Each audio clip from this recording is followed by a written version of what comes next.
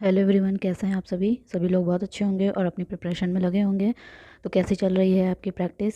बहुत लोगों की अच्छी भी चल रही होगी। बहुत लोग सोच रहे होंगे कि कैसे एग्ज़ाम की प्रिपरेशन करें, कैसे तैयारी करें, कहाँ से क्या करें। बहुत चीज़ें ऐसी होती हैं जो समझ में बिल्कुल नहीं आती है।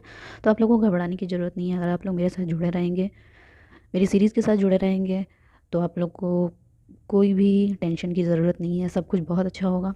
तो चलिए, आज हम लोग करने जा रहे हैं साइकोलॉजी के क्वेश्चन। तो शुरू करते हैं। निम्नलिखित में से असत्य कथन को चुनना है। जन्म से 2 वर्ष तक शैशवावस्था होती है, ये सही है। 2 वर्ष से 6 वर्ष तक की अवस्था पूर्व बाल्यकाल होता है, ये भी सही है। 12 से 18 वर्ष तक किशोरावस्था होती है, ये भी सही है। लेकिन ये बोल रहा है 18 से 40 वर्ष तक क्या उत्तर बाल्यावस्था होती है, ये गलत है। 18 से 40 वर्ष तक की अवस्था को हम युवा प्रौढ़ावस्था कहेंगे, ना कि उत्तर बाल्यावस्था कहेंगे। उत्तर बाल्यावस्था की जो उम्र होती है वो 6 से 12 वर्ष की होती है। तो इसमें असत्य बताना था, तो जो इसमें ऑप्शन डी है ये असत्य है। ओके, नेक्स्ट है। संज्ञानात्मक विकास के सिद्धांत का प्रतिपादक निम्नलिखित में से कौन से किए हैं, कौन वैज्ञानिक? इसका ऑप्शन होगा बी, पियाजे जो हैं वो संज्ञानात्मक विकास के बारे में बताए हैं। पियाजे ने अपने संज्ञानात्मक विकास में 4 चरणों में व्याख्या किया है।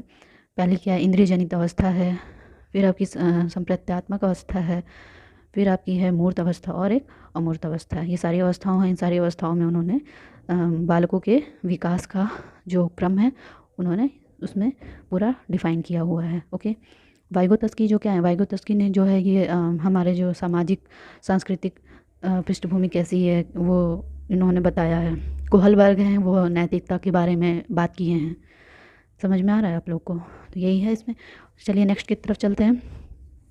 पियाजे के संज्ञानात्मक विकास के संबंध में इसमें बताना है कि कौन सी अवस्था किसके साथ जुड़ी हुई है। ओके, अभी हम बताएं ना चारों अवस्थाएं, उसमें देखिए पहला, दूसरा, तीसरा, चौथा दिया हुआ है, तो इसको आपको मिलान करना है।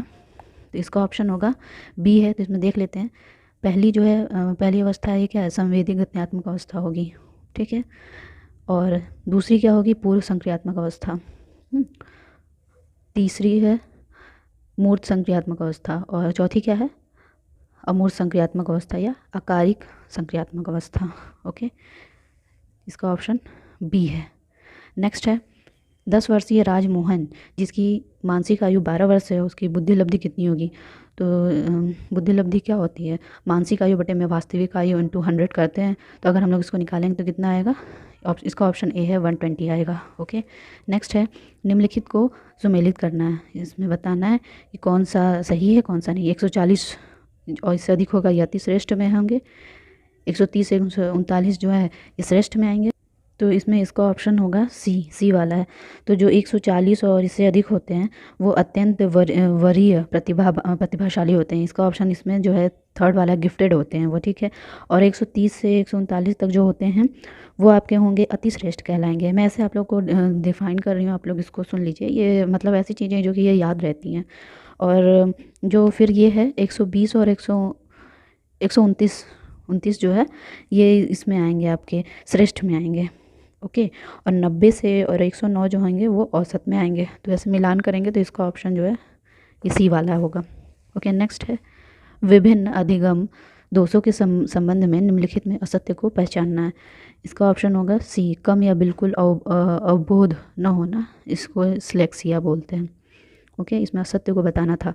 मौखिक अधिगम में जो दोष होता है उसको अफेजिया बोलते हैं। भाषा में पढ़ने में जो दोष होता है उसको डायलेक्सिया बोलते हैं। और लिखने में जो कठिनाई होती है उसको डिस्ग्राफिया बोलते हैं।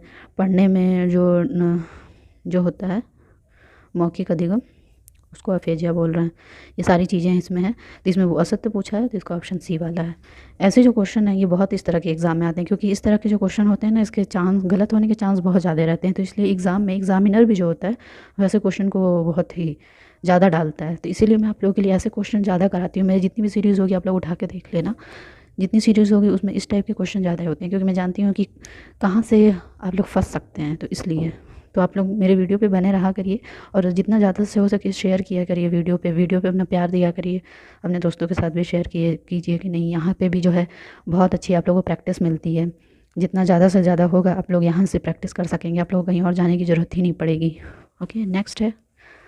मंद बुद्धि वाले बच्चों के लक्षणों में क्या शामिल नहीं किया जाता है? तो इसका ऑप्शन होगा डी, तीव्र स्मरण शक्ति। स्मरण शक्ति मतलब याद करने की शक्ति, ये मंदबुद्धि वाले बच्चों के लक्षणों में नहीं शामिल हो सकता है। जैसे कि शैक्षिक उपलब्धियों का स्तर निम्न होगा, ये बात सही है। आत्मविश्वास का अभाव होगा, ये भी बात सही है। और मांसपेशियों का समन्वय कम होना, ये भी सभी सही है मंदबुद्धि वालों में। लेकिन तीव्र स्मरण शक्ति उनमें नहीं होगी और नहीं हम लोग विकास कर सकते हैं ये चीज़ें उनके में।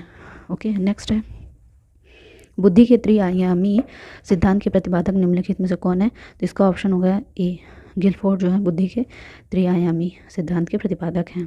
और त्रिआयामी के आयाम में आपके तीनों चीज़ आएंगे, जैसे कि विषय वस्तु, संक्रिया और उत्पाद, ये तीनों जो हैं त्रिआयामी सिद्धांत में आते हैं। ओके, और संक्रिया के जो गिलफोर्ड का जो दूसरा वाला है जो संक्रिया है, उसमें उन्होंने 5 चरण बताए हुए हैं। ओके, नेक्स्ट है गार्डनर ने अपने सिद्धांत में कितने प्रकार की बुद्धियों के बारे में उल्लेख किया है? तो इसका ऑप्शन है सी, 7 प्रकार की बुद्धियों के बारे में उल्लेख किया है गार्डनर ने। तो उसमें जो गार्डनर के साथ वो बुद्धि में कौन कौन से आएंगे? भाषाई बुद्धि आ गई, गणितीय बुद्धि आ गई, स्थानिक बुद्धि आ गई, और आपकी अंतर्वैयक्तिक बुद्धि और अंतरावैयक्तिक बुद्धि और एक संगीतीय बुद्धि, ये सारी चीज़ें किस में आएंगी? गार्डनर में। ओके, नेक्स्ट है स्किनर संबंधित है, तो इसका ऑप्शन है ए, क्रिया प्रसूत सिद्धांत जो है वो स्किनर ने दिया है, तो इसका ऑप्शन ए होगा। नेक्स्ट, किशोरों के मनोविज्ञान से संबंधित सिद्धांत निम्न में से किसके द्वारा प्रतिपादित किया गया था? इसका ऑप्शन है सी, हॉल जो है उन्हीं के द्वारा जो किशोरों के मनोविज्ञान को प्रस्तावित किया गया था। नेक्स्ट है निम्नलिखित में से किसको संप्रत्यय निर्माण के सोपानों के अंतर्गत शामिल किया जाता है? तो इसका ऑप्शन होगा डी, उपयुक्त सभी सारी चीज़ें आएंगी, जैसे कि अवलोकन, विश्लेषण, तुलना, पृथक्करण, सामान्यीकरण, ये सारी चीज़ें संप्रत्यय निर्माण में आती हैं, तो इसलिए इसका ऑप्शन होगा डी। ओके, नेक्स्ट है व्यक्तित्व विकास के विभिन्न उपागमों के संबंध में निम्नलिखित को सुमेलित करना है, तो इसका भी ऑप्शन होगा बी है। ओके, तो देख लेते हैं कौन कौन सा होगा। तो जैव सामाजिक उपागम, तो ये दिया है आइजैक तथा कैटल ने। ओके, और मनोविश्लेषण उपागम फ्रायड का है, और सामाजिक अधिगम उपागम जो है ये कूलियम स्किनर का है, और जैव शारीरिक उपागम जो है ये हिप्पोक्रेटस और गेल का है। ओके, नेक्स्ट है निम्नलिखित में से असत्य कथन को पहचानना है, कौन सा गलत है? तो इसका ऑप्शन होगा सी, प्रोजेक्ट प्रणाली, ये आर्मस्ट्रांग ने नहीं दिया है। डाल्टन पद्धति ये पाकहस्ट का है। मॉन्टेसरी ये मारिया जी का है, और किंडरगार्टन ये फ्रॉबेल का। ये सारे सही हैं, और जो ऑप्शन सी है ये गलत है। ओके, नेक्स्ट है प्रभावी शिक्षण में निम्नलिखित में से किसको शामिल नहीं किया जाता है? इसका ऑप्शन है सी, निरुत्साहित करने वाले प्रश्न भी पूछना, ये जो प्रभावी शिक्षण में शामिल नहीं है। और जो ऑप्शन है ये सारे जो हैं वो शामिल हैं। नेक्स्ट है बच्चे दुनिया के बारे में अपनी समझ का सृजन करते हैं, इसका श्रेय किसको दिया जाता है? इसका ऑप्शन है ए, पियाजे को दिया जाता है। नेक्स्ट है निम्नलिखित में से किसको प्रभावी शिक्षण विधि के अंतर्गत शामिल नहीं किया जाता है? इसका ऑप्शन है सी, कक्षा में रटने पर बल देना, इसको प्रभावी शिक्षण में शामिल नहीं किया जाएगा। कक्षा में वाद विवाद, खुले अंत वाले प्रश्न पूछना, ये सारी चीज़ें हम देंगे, और लेकिन ये रटने पर बल देना ये प्रभावी शिक्षण में नहीं आएगा। ओके, नेक्स्ट है शिक्षक द्वारा विद्यार्थियों से प्रेयरी प्रदेश या टुंड्रा प्रदेश का पौधों अथवा स्वतंत्रता आंदोलन पर कहानियाँ लिखने को कहा गया। इस क्रियाविधि द्वारा वह निम्नलिखित में से किस बुद्धि को प्रोत्साहित करने का प्रयास कर रहा है? इसका ऑप्शन होगा बी, भाषाई बुद्धि को प्रोत्साहित करने का प्रयास किया जा रहा है। नेक्स्ट है बाल विकास में बौद्धिक क्षमता के विकास का मानक निम्नलिखित में से क्या है? इसका ऑप्शन है सी, उच्च बुद्धि गुणांक का अर्जन जो है ये बाल विकास में बौद्धिक क्षमता का विकास है। ओके, नेक्स्ट है निम्नलिखित में से किस क्रियाविधि द्वारा बालक में सामाजिकता विकसित होती है? इसका ऑप्शन है सी, खेल द्वारा जो होगा बच्चों में सामाजिकता विकसित होती। सामाजिकता तभी विकसित होगी जब बच्चे हैं जब घर के बाहर खेलने जाएंगे, और कई बच्चे अगर साथ में खेलेंगे तो उनसे सामाजिकता विकसित होगी, बोलने का तरीका जानेंगे, बैठने का तरीका जानेंगे। लेकिन आजकल का जो समय है उसमें बच्चे जो हैं वो सिर्फ अपने टीवी, मोबाइल और घर की चीज़ों में ही बंधे हुए हैं, वो घर के बाहर नहीं जाते हैं, बस इंडोर गेम में ही खेलते रहते हैं, आउटडोर तो कभी जाते ही नहीं हैं। तो ये सारी चीज़ों की वजह से जो बच्चे हैं उनका सामाजिक विकास नहीं हो रहा है। पहले जो समय था उसमें ये सारी चीज़ें इतनी अवेलेबल नहीं थी, जैसे कि जो लोगों के पास ऑप्शन नहीं था तो हम लोग बाहर खेलने जाते थे, तो उससे क्या होता है सामाजिकता विकसित होती है। लेकिन आजकल का बच्चे जो हैं बस वो फ़ोन में ज़्यादा लगे रहते हैं, जिससे कि उनकी सामाजिक विकास कम होता है। तो वही चीज़ इसमें पूछा गया है। नेक्स्ट है त्रितत्व सिद्धांत निम्नलिखित में से किसके द्वारा संबंधित है? तो जो त्रितंत्र सिद्धांत है ये स्टैनबर्ग ने दिया हुआ है। ओके, नेक्स्ट निम्नलिखित में भाषा विकास की पूर्ववाक अवस्था के अंतर्गत किस आयु वर्ग को शामिल किया जाता है? इसका ऑप्शन है ए, जन्म से 15 महीने के मध्य। ओके, नेक्स्ट है जर्मन मनोवैज्ञानिक युंग के अनुसार सामाजिक अंतरक्रिया के प्रकारों की दृष्टि से व्यक्ति को कितने प्रकारों में विभक्त किया गया है? इसका ऑप्शन है बी, 3 प्रकार में विभक्त किया गया है। और इन तीनों प्रकारों में कौन कौन है? व्यक्तियों का अंतर्मुखी होते हैं, बहिर्मुखी होते हैं और एक उभयमुखी होंगे। ओके, नेक्स्ट है संवेग व्यक्ति के गति में अथवा आवेश में आने की स्थिति है का संबंध निम्नलिखित में से किससे है? इसका ऑप्शन है ए, वुडवर्थ से। ओके, नेक्स्ट है अच्छे प्रश्न में निम्नलिखित में से क्या शामिल होना चाहिए? तो इसका ऑप्शन है डी, उपयुक्त सभी उद्देश्य पर आधारित विषय वस्तु से संबंधित होना चाहिए, कठिनाई के स्तर का ध्यान रखना चाहिए। ये सारी चीज़ें अगर हम ध्यान रख के करेंगे तो ये अच्छे प्रश्न में शामिल होते हैं, तो इसका ऑप्शन होगा डी।